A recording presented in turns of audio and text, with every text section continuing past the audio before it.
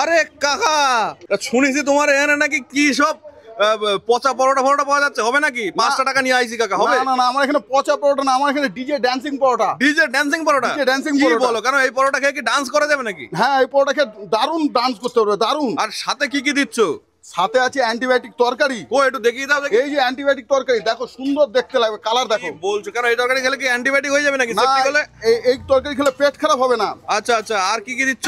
আর তার সাথে আছে উট পাখির ডিম। উট পাখির ডিম? কই তোমার উট পাখির ডিম? ওই যে উট পাখির ডিম আছে। আচ্ছা, এটা উট পাখির ডিম, আর সাথে কি ওগুলো চিকেন মনে হচ্ছে? হ্যাঁ, তার সাথে আছে 15 দিনে বাসি চিকেন। বাসি চিকেন? হ্যাঁ।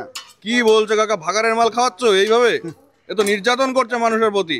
আর এই পরোটাগুলো খেলে কি হবে?